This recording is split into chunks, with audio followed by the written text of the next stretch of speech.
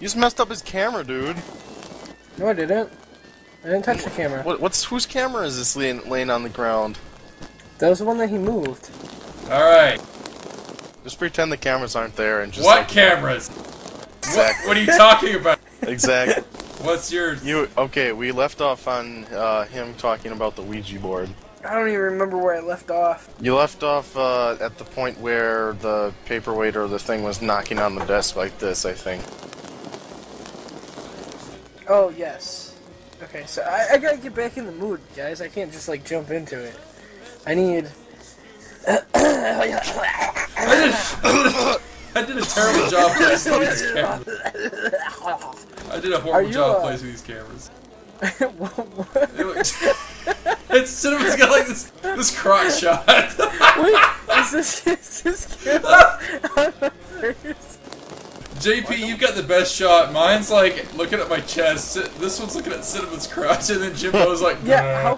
How come you don't move them so they're at your face? Yeah, what the fuck's wrong with you? I did, but this is funnier. No. Yes, no. it is. Okay, that's good. I feel like that's too close. No. Yours is fine. Thank you, Cinnamon. Mine's good now. Is that good now? Yeah, I guess. That's fine. I can't even say JP's face. Looks good. I can't Looks see your fine. face They all look fine. Wait, can I make the cameras invisible? Sit down! Oh my god! Can I make the cameras invisible? You don't need Yes. to! Make them invisible. Just tell your story, please. You sure? Yes! Yes, I'm sure. Tell the story, damn it! But... Stop! You're gonna waste hard drives. Jimbo is getting impatient. Look at him. Look at him. Alright, so... Just tell. So, recap. No recap. We have to. No, you... I can't think of where I left off, so I have to kind of recap. So, we're all sitting there Oh my god. on the computer saying each of the little things, the seance things, you know, not thinking we're saying them out loud and it's gonna work, we're just reading them. And we hear that tap. So we go over and we see that it's like the back of the weight, the paperweight was like tapping on the table, like almost like it was off balance, but it wasn't off balance before, so I don't know what happened. It was, I don't know. So we ended up turning it over, kind of got freaked out a little bit, and then we went back and started reading more of the stuff. And after we're done reading all of it, you know, we come back and the things flip right back over, you know, like how it's supposed to be, even though we turned it over. So we're kind of freaked out. Right. And I'm like, this should not be like that. What's going on? You know, so we're all, you know, kind of trying to figure out what's going on. And then, like, we go back over to the computer, and right when we go up to the computer, we were gonna go and, like, try and find, like, how to, like, cancel the seance words. Soon as we walk over to the computer, sure enough, like, there's a room in the back of the trailer, and it slams shut. And we freak out. So we're like, oh my gosh, you know, nobody wants to go back there. We're freaking out. And I'm ready to go to the front door. And I turn and look at the door, and as soon as I turn and look at the door, the lock locks. And we start freaking out. So we run over the Ouija board, we rip it in half, and we're like, oh my gosh, you know, what do we do? We unlocked the door, and we all ran outside. And that was pretty much what, like, there was nothing really happened after that. It was kind of weird, I don't know. But we all started, like, kind of experiencing more and more after that. Which brings me to my next story, which, I used to date my friend Blake's sister. His sister. Snap. Yeah. Oh, snap. And I used to go over to their house. And now I have to explain something real quick. His old house, his grandparents inherited it from his aunt and uncle. Now, well, technically just his aunt. His aunt built it on what's called blood money. She killed her husband, pretty much, to gain his inheritance, and then she kept the house. Well, she decided to sell the house for more money and then move away with her boyfriend or whatever it was. and she sold it to Blake's grandparents. And his parents lived there at the time, and he lived with his parents. So, like, his grandparents lived in the top of the house, and his parents lived in the basement with him. Right. And when you go down in the basement, you always have, like, this kind of odd feeling, like either you're being watched, or it's just kind of like, there's something off. And I always felt that every single time I went over there, so I didn't really like going over there, so I'd tell Paige, you know, I don't like to be over here.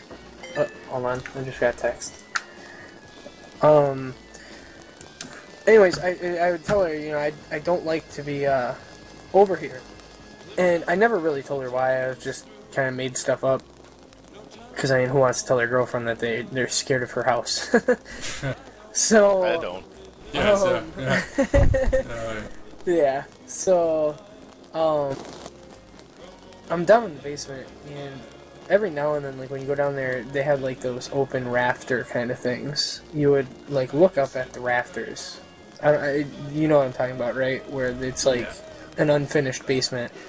You would look up, like, at the wall, where the wall meets the rafters, and you'd see shadows, almost, like, of, like, creatures, or faces, you know, anything. It just, like, an uneasy looking shadow. And, they were on every single rafter, literally. Like, you felt like you were either being watched or you could see something. You know, I always feel like things are kind of, it's my mind playing tricks on me, so I kind of shrugged it off. But, I started staying the night over there.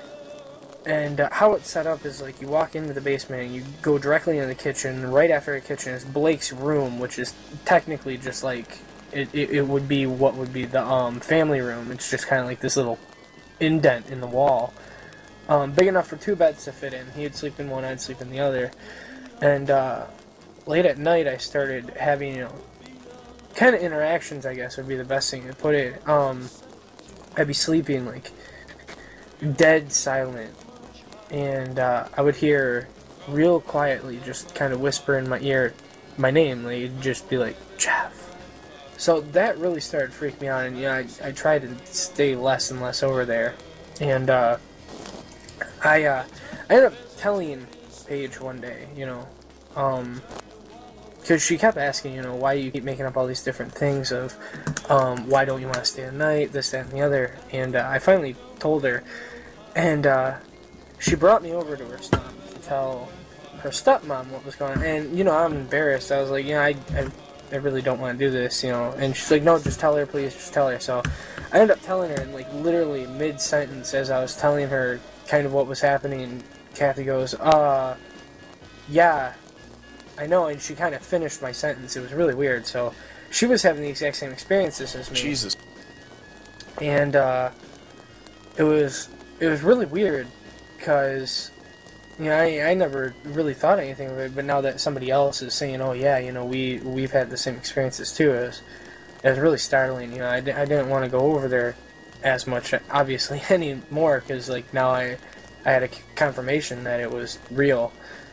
And about a month later, my friend Blake, now, he's not one to bullshit at all. You know, he's a very faithful Christian, if you want to call it that, and, you know, he's not one to lie to get attention, nothing like that. And he comes up to me, real disturbed feeling.